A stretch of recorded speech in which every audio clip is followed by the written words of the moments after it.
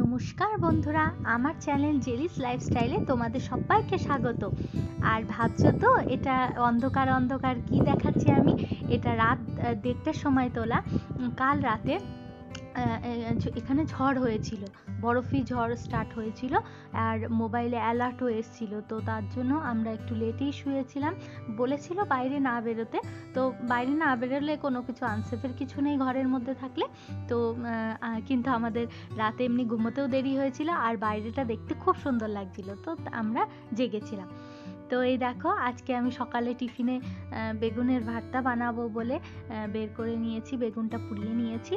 আর এখানে পেঁয়াজ, রসুন আর হচ্ছে একটু টমেটো কুচি কেটে নিয়েছি।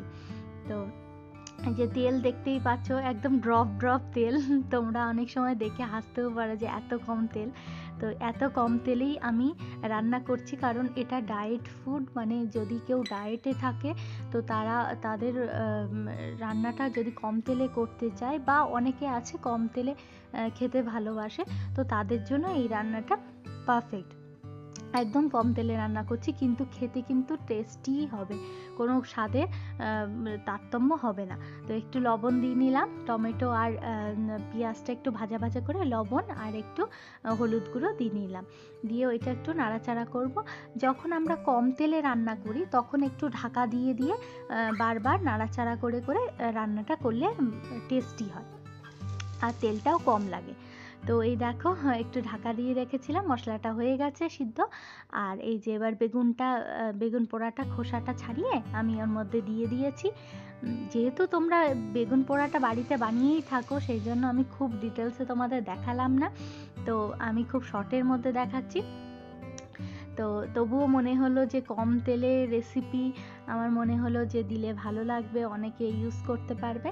তো আমরা অনেক সময় বেশি তেলে তো আমরা খেতে সবাই পারি, এবং বেশি তেলে তো খাওয়া খুবই ইজি। তো কম তেলে রান্না করাটা কিন্তু খুব একটা ইজি নয়, তো আমার মনে হলো এটাই দিই।